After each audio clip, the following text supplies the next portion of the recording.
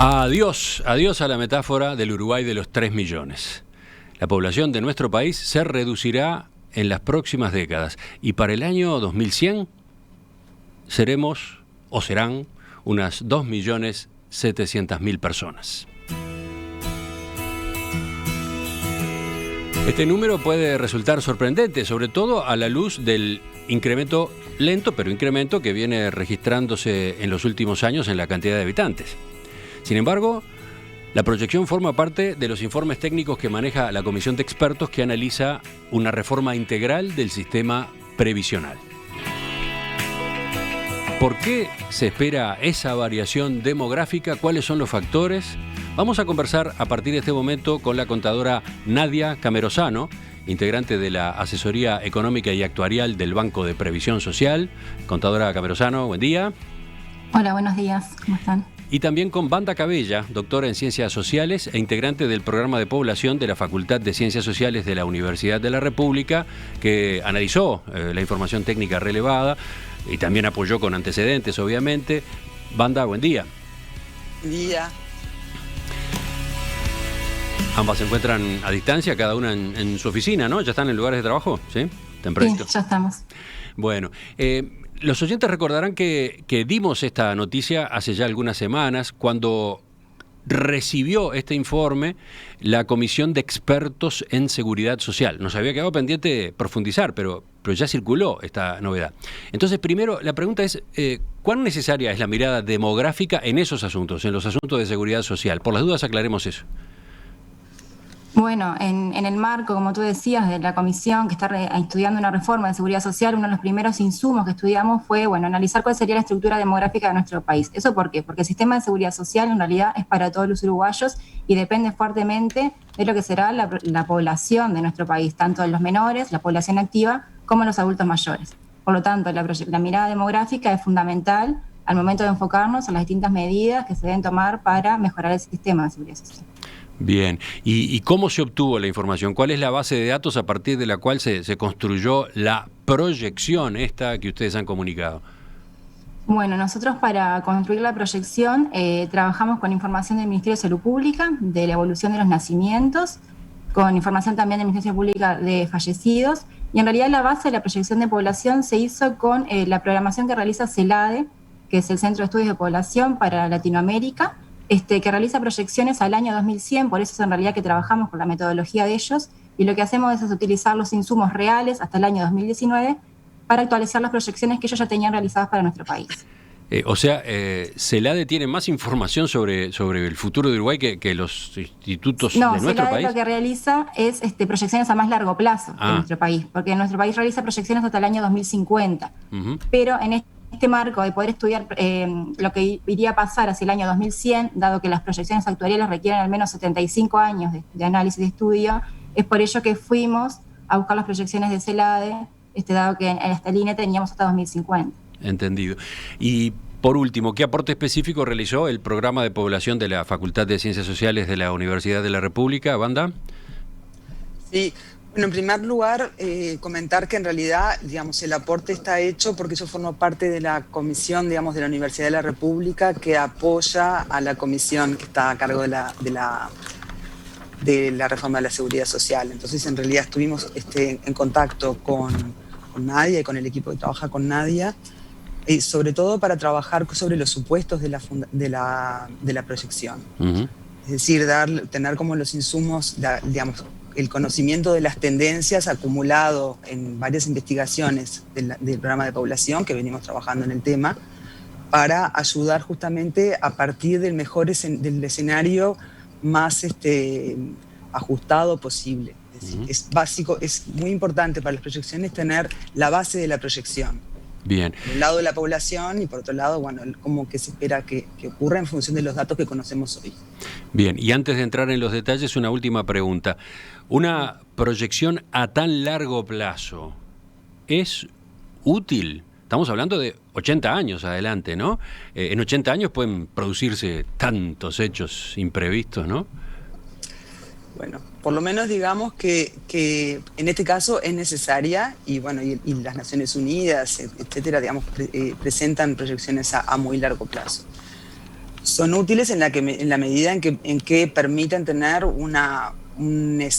escenarios que a veces son varios, no son más de uno, pero obviamente son simulaciones estadísticas.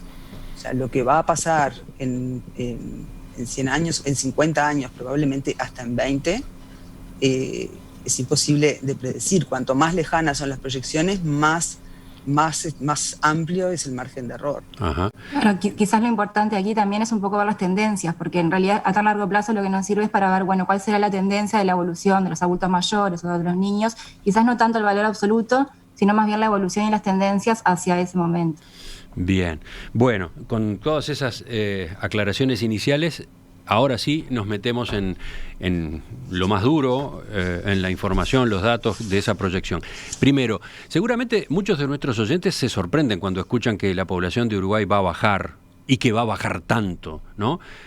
Ustedes sostienen que en el año 2100 habría 800.000 personas menos que hoy, ¿no? De eso se trata. 800.000 personas menos que hoy en Uruguay. Y digo que puede sorprender porque, por ejemplo, en el último censo habíamos tenido incremento, veníamos con incrementos. ¿Qué responden ante esa sorpresa? De hecho, en realidad, si nosotros analizamos la proyección sigue incrementando la población hasta el año 2040 y a partir de allí comienza a descender hasta el 2.700.000, como tú mencionas, en el 2100. Eso va a ser un producto del ajuste de la tasa global de fecundidad con la realidad de lo que ha venido pasando hasta el año 2019 y el descenso tan abrupto que se ha manifestado en este último quinquenio, lo cual nosotros introducimos a la proyección y que lo que repercute en una menor cantidad de nacimientos año a año de los que estaban proyectados. Es por eso también la caída tan grande, porque en realidad tenemos año a año menos nacimientos que vamos incorporando a la estructura de población nuestra. Sí, Wanda, en ese sentido, la tasa de crecimiento de la población últimamente es positiva, pero achicándose, ¿no? ¿Podemos recordar eso? Sí, ya hace tiempo, digamos, que Uruguay tiene una tasa, digamos, que ahí lo que se ve es una desaceleración de la tasa de crecimiento y prácticamente un crecimiento nulo. Nosotros hablamos casi que de crecimiento nulo. El crecimiento que hay realmente entre el censo de 96 y el censo de 2011, a pesar de que es un periodo largo, es un crecimiento muy, muy pequeño. Y todo esto es esperable en función de las tendencias demográficas que el país viene viendo. Hay envejecimiento, hay menos nacimientos. Digamos que nada es sorpresivo en el sentido de que conocemos las tendencias y de que el mundo en general va hacia un envejecimiento mayor, y eso implica también en general que haya un enlentecimiento del crecimiento. Después vamos a poner los números, después en nuestro sitio web van a estar los datos de los últimos censos, etcétera, para el oyente que quiera repasarlos, ¿no? Pero por otro lado, digamos, nos impacta la cifra porque es a 2100. O sea, yo estuve revisando las proyecciones del 96, cuando se hacen los censos es cuando realmente se revisan las proyecciones oficiales, porque uno tiene una base de la población mucho más, con más detalles, con más datos, etc. Y las proyecciones que se hicieron en el 96 para el 2020 ya estaban estimando casi 350.000 personas más que las que hay actualmente. Ajá. Entonces, perdón, mencionaste el 96 porque fue el año de la reforma de la seguridad social anterior, ¿no? No, mencioné el 96 para tomar un periodo suficiente. El 2011 está muy cercano. El 96 yo empecé a revisar las proyecciones para ver cuánto de las proyecciones nacionales, que son hechas también a un periodo más con un horizonte más corto de 50 años, invocaban, para llamarla de acertaban en la predicción. Son predicciones, ¿no? O sea, en el 96... En general no aciertan. Ahí está, en el 90... la naturaleza de las proyecciones, y sobre todo a largo plazo, no acertar, porque están hechas en un momento particular, en función de las tendencias que vemos, de los que vemos en otros países, de lo que esperamos, de algunas tendencias que son bastante predecibles en los comportamientos demográficos, ¿no? La mortalidad tiene un nivel como de predictibilidad bastante mayor, pero, digamos, nosotros, por ejemplo, probablemente ninguno de nosotros, ya lo comentaste, no vamos a estar vivos para comprobar si efectivamente esta proyección acertó. Entonces, ¿qué significa eso? Que bueno, que van a haber nuevas generaciones, que van a haber cambios, que van a haber cambios sociales, demográficos, económicos, que van a haber shocks.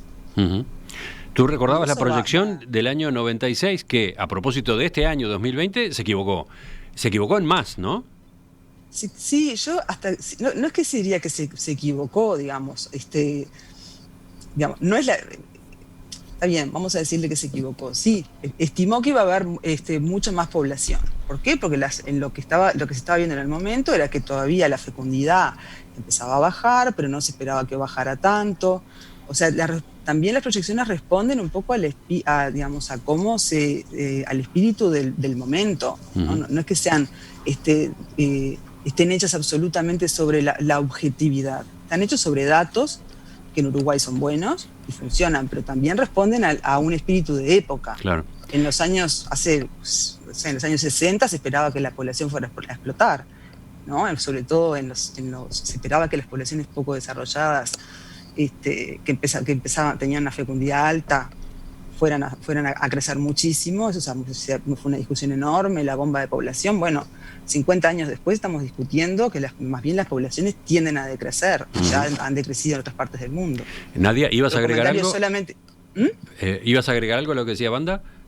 No, en realidad más o menos por esa línea, que todo esto se hizo con estimaciones y datos al momento de hoy. Quizás mañana, el año que viene, ajustamos, es lo que se va a hacer cada 2 años, ajustar la proyección de población. Si los insumos de entrada de la proyección cambian, la población se va a ir modificando los datos finales, porque va a depender de los insumos que nosotros vayamos incorporando a la proyección cada 2 años aproximadamente, que es lo que hace CELADER, las revisiones de proyección de población. Tengo una cantidad de preguntas que están acercando los oyentes. Vamos a retomar enseguida. ¿Por qué? ¿Por qué bajará tanto la población de Uruguay? ¿Por qué llegará a 2.700.000 en el año 2100? ¿Y cómo será? ¿Qué características tendrá esa población del 2100 en materia de edades, en materia de sexo? Vamos a volver sobre este punto enseguida. La población uruguaya bajará en las próximas décadas y para el año 2100 se espera que en nuestro país haya 2.700.000 personas, 800.000 menos que ahora. Esta proyección forma parte de los elementos técnicos que maneja la comisión de expertos que trabaja en la reforma de la seguridad social. Bueno, ¿de dónde salió? ¿Cuáles son sus fundamentos? ¿Qué tipo de población sería esa del año 2100? Estamos conversando esta mañana en perspectiva con Nadia Camerosano, contadora, integrante de la Asesoría Económica y Actuarial del Banco de Previsión Social, y Wanda Cabella, doctora en Ciencias Sociales, integrante del Programa de Población de la Facultad de Ciencias Sociales de la Universidad de la República. Yo les decía que han ido llegando una cantidad de preguntas de los oyentes, y una es si este fenómeno que ustedes ahora nos van a explicar mejor, si este fenómeno es solo uruguayo, se dará solo en Uruguay o hay alguna tendencia similar, no sé, en la región, en el mundo. ¿Qué dicen?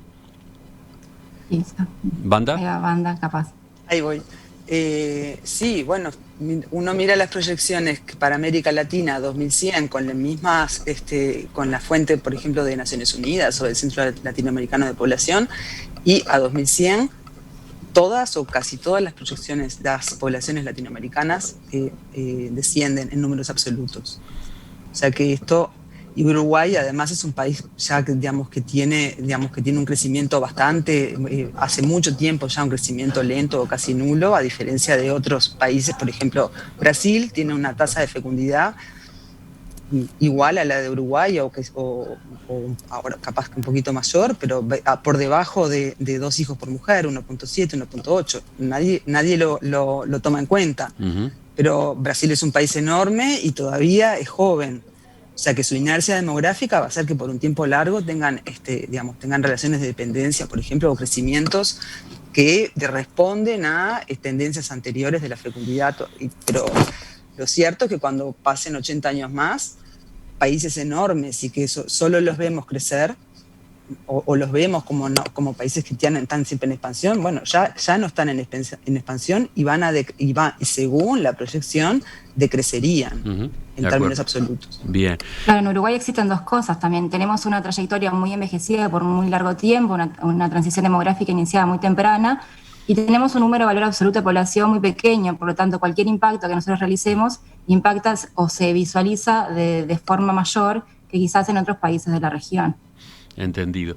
Bueno, vayamos entonces, ahora sí, vamos a meternos en la conclusión del informe. Para 2100 se espera en Uruguay una población de 2.700.000 personas. ¿Por qué? ¿Cuáles son los factores que ustedes tuvieron en cuenta para la proyección?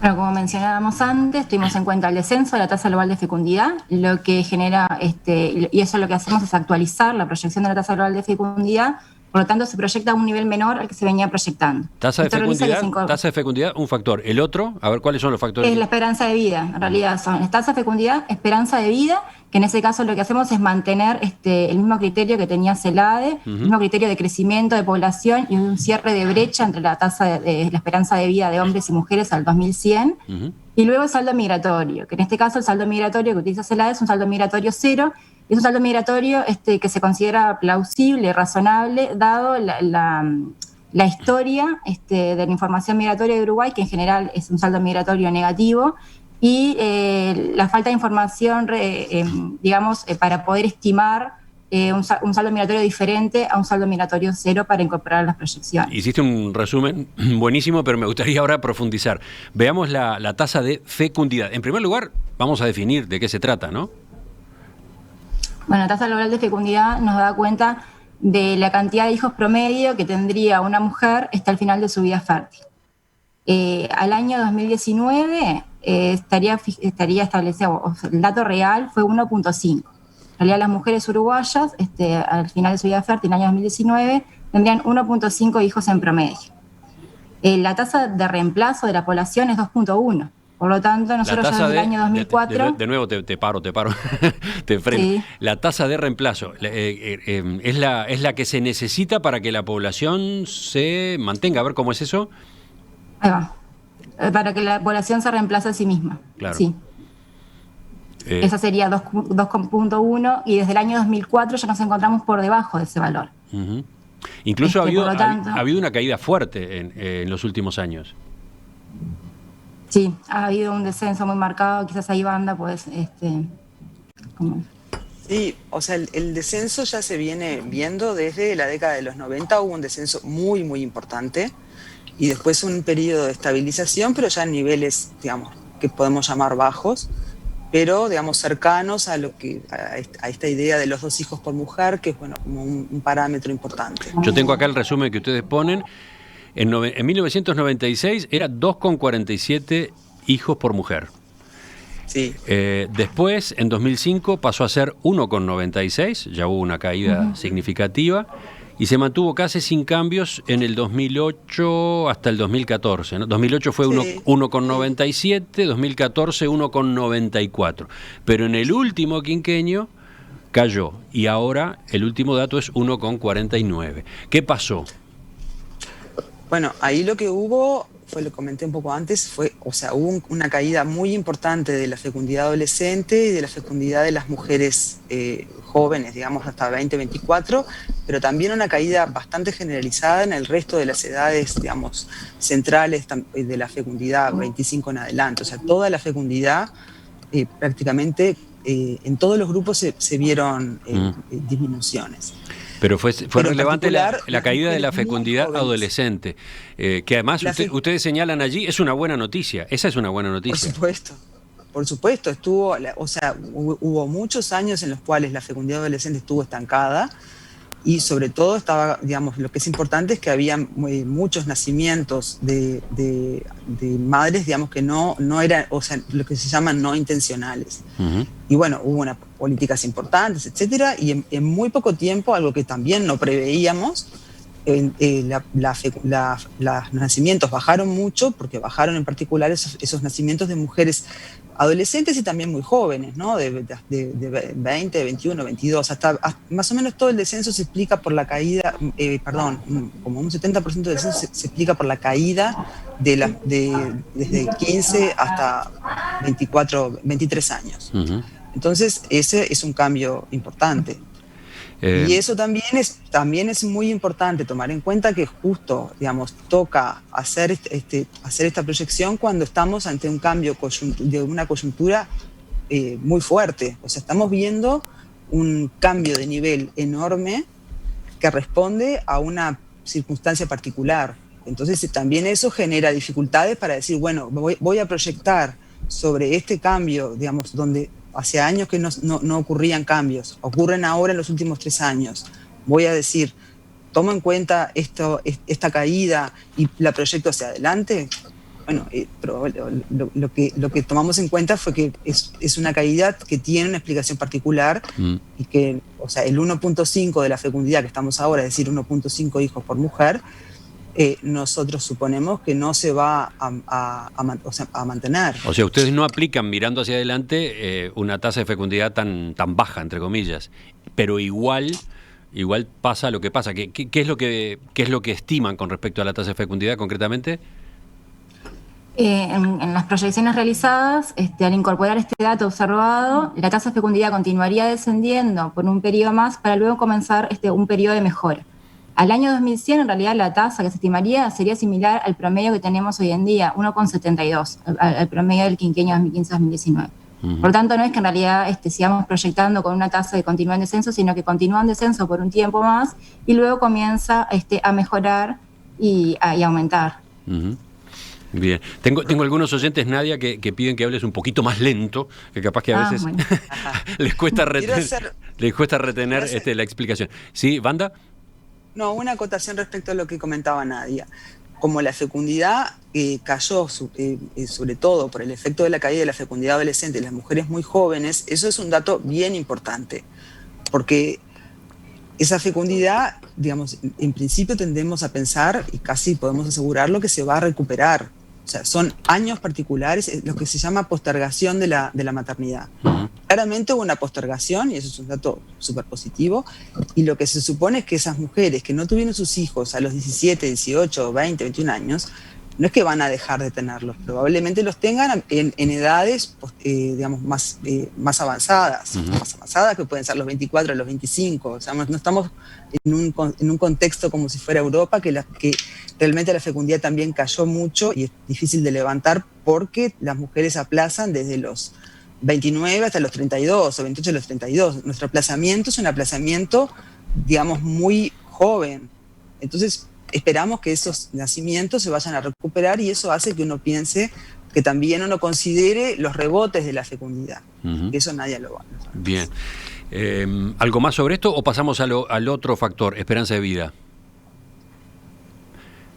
Ahí está.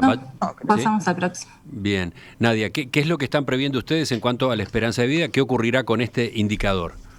Bueno, ya como te decía, nosotros el factor de esperanza de vida lo que hicimos fue verificar qué había pasado por las defunciones hasta el momento y lo que tenía incorporado CELAD en la proyección era correcto, dado que no habían habido cambios tan bruscos como había sucedido con la tasa global de fecundidad. En ese sentido, CELAD lo que proyecta es a 2100 que continúe el crecimiento, la mejora de la mortalidad, tanto para hombres como para mujeres. ¿Qué quiere decir eso? Perdón. ¿Qué quiere decir? Que la esperanza de vida continúa aumentando. Ahí está, que la esperanza de vida va a continuar aumentando. Que la esperanza de vida va a continuar aumentando y lo que sí va a disminuir es la brecha, es decir, la diferencia entre la esperanza de vida de hombres y de mujeres. ¿Podemos dar números? Se prevé que para el año 2100 la esperanza de vida de las mujeres sea cercana a los 90 años y la esperanza de vida de los hombres 85 años. Nosotros trabajamos con esos datos de proyección, dado que la base de la cual partía la proyección CELADE no merecía cambios, ya que estaba actualizada. Wanda, sobre este indicador, ¿algún comentario tuyo? Bueno, sí, básicamente, digamos, lo que se espera es que la mortalidad continúe mejorando y por ende la esperanza de vida aumentando. Y un dato importante que comenta Nadia también es que se va a ir achicando la brecha existente, que siempre es importante y a favor de las mujeres. Las mujeres viven más. En el caso de Uruguay, creo que los últimos datos marcan entre 7 y 8 años, lo que ahora ya se empieza a ver como que hay una reducción de esa brecha. Y eso es una de las características bien importantes de la mortalidad y lo que se debe esperar. Va a aumentar, pero además van a vivir más también los varones. O sea, no tanto porque empeore las condiciones de salud de las mujeres, sino porque van mejorando, mejora mucho la mortalidad, por lo menos en otros países, ¿no? Francia es un caso claro, Japón, que tenía brechas muy grandes, Francia tenía brechas muy grandes y se fueron achicando, y sobre todo porque cayó mucho la mortalidad cardiovascular en los varones, Ahora también se habla mucho de que hay mejoras en los cánceres pulmonares, también en varones. Entonces, eso es un insumo importante porque, bueno, también va a haber más población masculina. Ujú. Bien. Además de la buena noticia de que también los hombres se acercan a la esperanza de vida de las mujeres. Bien, ahora veremos cómo va a ser entonces la población del año 2100, pero lo último, el tercer factor, migraciones. Cantidad de oyentes preguntan en qué medida ustedes tienen en cuenta fenómenos inmigratorios que ha ido viviendo nuestro país en los últimos años. En cambio, ustedes prefieren hablar del saldo migratorio. ¿Podemos precisar esto, Nadia? Sí, nosotros, como te explicábamos, la proyección en realidad de población se hace por el método de los componentes, que es entradas por nacimientos, la baja por defunciones, y luego tenemos la entrada y la salida de migrantes. Por eso es que usamos saldo migratorio, ya que usamos la diferencia entre emigración e inmigración. En ese sentido, el saldo migratorio que utilizamos en la proyección es cero. Como explicaba anteriormente, la historia de Uruguay muestra un saldo migratorio negativo. Uh-huh. Y también al momento de hoy no tenemos información reciente, o sea, para poder cuantificar cuál sería la diferencia entre los que se van y los que llegan.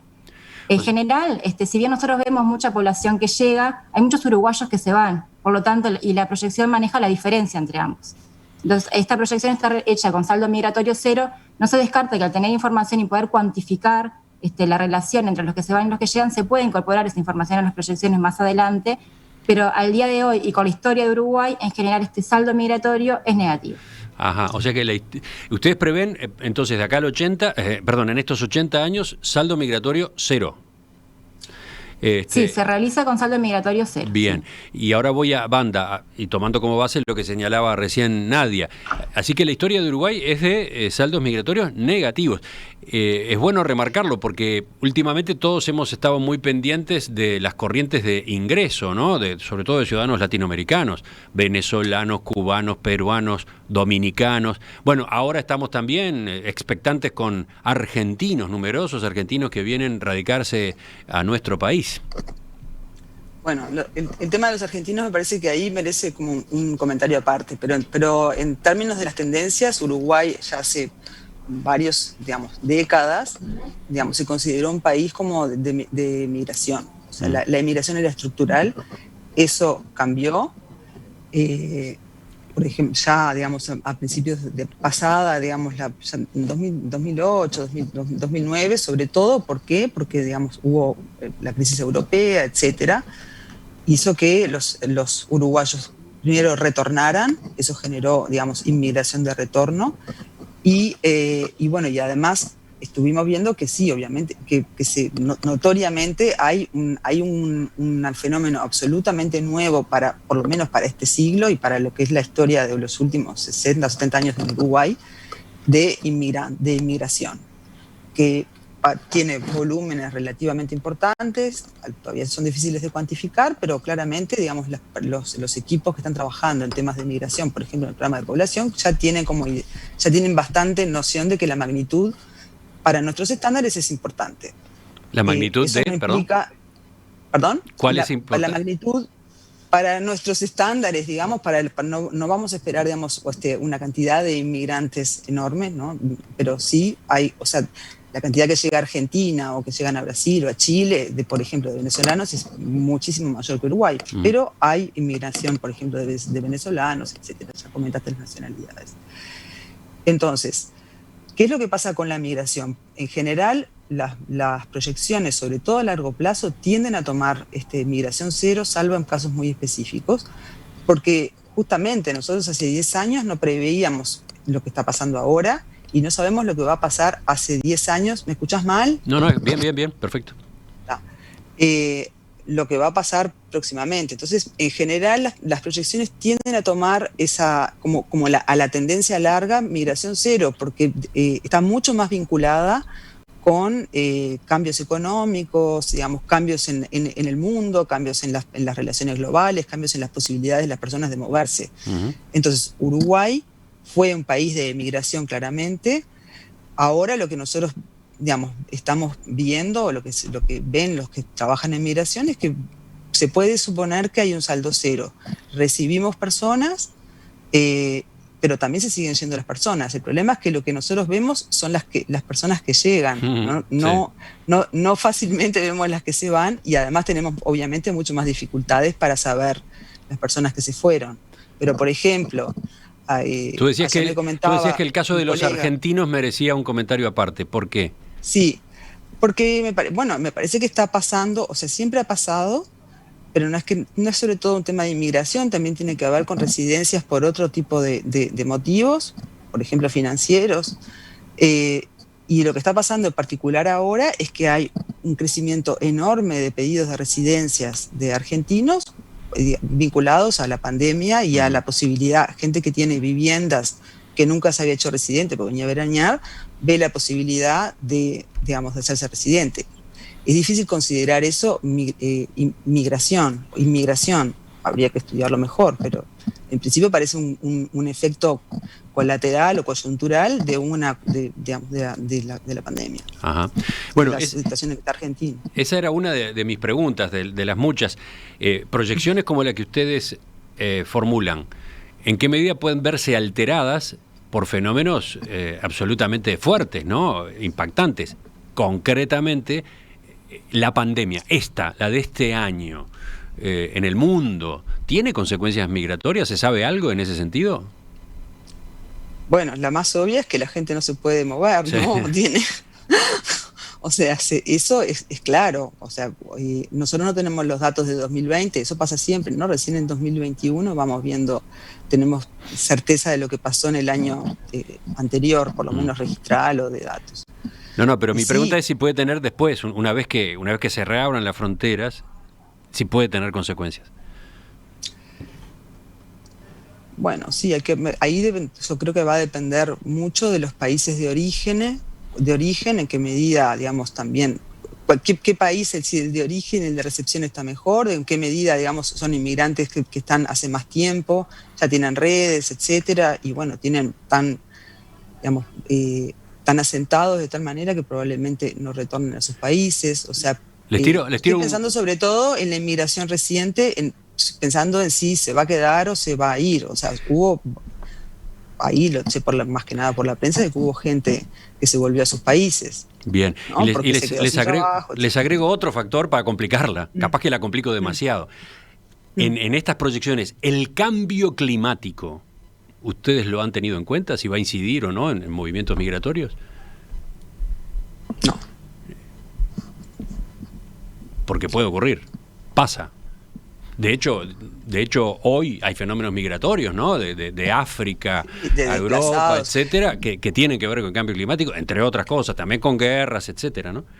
Sí, sería súper interesante. Lo que pasa es que ya es un tipo de proyección que tiene como otros objetivos. La verdad que probablemente deben de haber por lo menos supuestos que incluyan alguna variable que tome en cuenta el cambio climático, pero a efectos de la aritmética básica de las proyecciones, que no se toma, por lo menos para las proyecciones nacionales, se toman en cuenta solo los factores demográficos. De acuerdo. Hacemos la pausa y venimos con las preguntas a propósito de qué características tendrá esa población uruguaya más chica del año 2100. Enseguida retomamos la entrevista con quienes hoy están conversando con nosotros, Wanda Cabella y Nadia Camerosano. Seguimos con Nadia Camerosano, contadora, integrante de la Asesoría Económica y Actuarial del BPS, Wanda Cabella, doctora en Ciencias Sociales, integrante del Programa de Población de la Facultad de Ciencias Sociales de la Universidad de la República. Estamos mirando hacia adelante, estamos mirando el año 2100, a esa proyección con respecto a la población de nuestro país. Habrá 2.700.000 personas. Ya explicaron por qué, de dónde salen esos cálculos. Ahora, cuéntenos cómo será esa población, cómo será en materia de edades, cómo será en materia de sexo. Bueno, si nosotros comparamos, por ejemplo, al día de hoy, como que los tres grandes grupos que se utilizan para analizar son los menores de 14, los de 15 a 64 y los de 65 y más. Al día de hoy tendríamos una población menor de 14, por ejemplo, al 2020, con las proyecciones del 2020, de un 20%. En realidad, si nos movemos al 2100, esa proyección sería aproximadamente un 15% de la población menor de 14 años. Y la población mayor de 65 años, que hoy en día estaría aproximadamente quizás en un 14-15%, sería un 33% al 2100, la población de 65 y más años. Por lo tanto, ahí vemos como los dos grandes grupos, los menores de 14 y los mayores de 65, los menores de 14 se contraerían muchísimo y los mayores de 65 pasarían a representar un 32% de la población total a 2100. ¿Y qué importancia tiene eso? En realidad tendríamos una población mucho más envejecida, en realidad conjunción de estos dos factores, del descenso de la tasa global de fecundidad y del aumento de la esperanza de vida. Ambos factores harían que nuestra población a 2100 tendría un peso de los adultos mayores mucho mayor. Y si nosotros nos fijamos lo que serían las relaciones de dependencia, que en realidad es, se mide la población mayor sobre la población que se consideraría en edad de trabajar, la de 15 a 64, tendríamos una relación de dependencia al 2100 de los adultos mayores de un 63%. En realidad es una relación de dependencia altísima, enorme, que generaría, poner un ojo y el foco en, ver esa población tan mayor al 2100, qué cuidados y qué características y qué cosas se deberían tener en cuenta para considerar esa estructura de población. Ustedes le llaman población dependiente a las dos puntas, ¿no? Las dos puntas, la población dependiente serían aquellos que no estarían en el mercado laboral, digamos, los menores de 15 y los mayores de 64. Ajá. ¿Y el total de esas dos poblaciones, cómo evoluciona, cómo termina siendo en el 2100? El total de esas dos poblaciones tendrías una que representaría el 15% de la población total, la menor de 14, y la otra representaría el 33%. Por lo tanto, en realidad representarían casi un 50% de la población total. La población entre 15 a 64 sería aproximadamente un 53%. Entonces, en realidad tendríamos un peso muy fuerte de aquellas personas a las cuales consideraríamos dependientes, serían los menores y de los mayores, considerando los dos. Pero si solo consideramos los mayores, sobre la población en edad de trabajar, tendríamos un 60%. Y en cuanto a distribución por sexos, ¿qué características tendría esa población? Siempre en realidad las mujeres continuaríamos siendo más, en realidad, más allá de que la esperanza de vida de los hombres se vaya compasando, y llegaríamos al 2100, más o menos 1.300.000 las mujeres, y 1.700.000 las mujeres y 1.300.000 los hombres. Aproximadamente esa sería la distribución para llegar a los 2.700.000. Perdón, ¿cómo es entonces? ¿Cómo son los números? 1.300.000 los hombres y 1.400.000 las mujeres. Bien. Y ahí tendríamos los 2.700.000. Ajá. Wanda, ¿qué comentarios haces tú sobre esa distribución? Es la esperada, que sale sobre todo en función de la esperanza de vida, ¿no? O sea, no tiene demasiadas sorpresas. Sí me parece importante volver a recalcar que eso es a 2100, o sea, estamos como en un escenario, en un horizonte muy lejano. Sí. Los números impresionan y tendemos a ponernos a pensar en eso, pero faltan 80 años, ¿no? Claro, porque estamos hablando y capaz que pensando en la audiencia, está diciendo, esto es como casi, es un hecho, no, es una predicción estadística. Y como predicción como es una simulación que está basada en datos, pero no deja de ser una simulación. Entonces, tomarlo como decir, vamos a hacer, capaz que me pongo quisquillosa, pero decir, de acuerdo a cómo está el panorama hoy, probablemente seamos tantos. Eso es un tema importante. Bien. Y después también podemos pensar que quizás la esperanza de vida también se modifique, o sea, por ejemplo, quienes estaban pensando la seguridad social y estaban haciendo estas proyecciones en los años 40 o 50, o antes de los 40, no previeron que iba a llegar el antibiótico. Eso cambió radicalmente la esperanza de vida, aumentó más de 20 años, la esperanza de vida después de los 60 también aumentó una cantidad. Entonces, es importante, me parece, poner en contexto esto. ¿Y qué va a pasar con la mortalidad? Hasta ahora nosotros veníamos pensando que la mortalidad solo iba a mejorar. Pasó en África, con el SIDA, la mortalidad bajó ya de niveles muy bajos, perdió casi 10 años y ahora lo viene recuperando. Nadie lo esperaba, ¿no? Hay como una idea del progreso y de que las cosas ocurren, lo que ya empezó va a seguir. Y no es así. La pandemia nos está mostrando que también, estamos sujetos como a grandes sorpresas buenas Sí. y malas, ¿no? Y lo último, una población como esta que estaba describiendo recién Nadia, ¿qué implica para el sistema de seguridad social? ¿Cómo incide en el sistema de seguridad social? Bueno, nosotros en realidad en estas proyecciones de población se utilizan lo que serían las proyecciones actuariales financieras del sistema, que te muestran, bueno, cuál sería la evolución de los jubilados y los activos en el largo plazo. Estas proyecciones ya, como decíamos, esto es una tendencia que lo que hace es agravar un poco las que ya teníamos presentadas. Es la misma tendencia que estaba antes, lo único con niveles un poco menores, lo que llegamos a una población menor.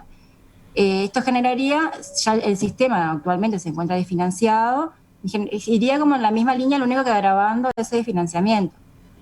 Al poner el ojo ahora hoy en día en la reforma de seguridad social, se van a tener en cuenta estos aspectos y también no solo los aspectos de financiamiento y de cuánto serán los jubilados y cuánto serán los activos para financiar esos jubilados, sino también en las características de la población y qué sistemas de cuidado se tienen que implementar, tener en cuenta más allá, no solo del sistema, la parte de financiamiento, sino también los cuidados que va a requerir este tipo de población. Sí, y allí en cuanto a cuidados, faltaría saber ese aumento de la esperanza de vida, si va acompañado o no de una mejor calidad de vida en la tercera edad o cuarta edad, porque también se utiliza ese término, ¿no? Claro, exacto. Tener un poco en cuenta también la esperanza de vida saludable, que le llamamos, que es, bueno, de todos esos años de esperanza de vida, cuáles son aquellos años que son realmente saludables y productivos de la persona. Uh-huh. También ¿Banda? otro aspecto a tener en cuenta, ya que hablábamos de cuidado, es que obviamente todos los cambios que vemos en las diferencias que vemos en las predicciones también tienen que ver con que hay muchas circunstancias, pero también hay políticas que se implementan que hacen que que impactan en una población que crezca más o que crezca menos. Entonces, en términos de cuidados, hay un tema súper importante, lo que ha pasado en los países, sobre todo europeos, es que la implementación de sistemas de cuidados hacia los niños también genera cambios importantes en la fecundidad o en las decisiones reproductivas de las personas. Y no olvidemos que eso tiene, puede tener también cambios de rumbo, ¿no?, en términos de la fecundidad. Obviamente la fecundidad va a ser baja, ya eso es un hecho. Uh-huh. El tema es cuán baja va a ser.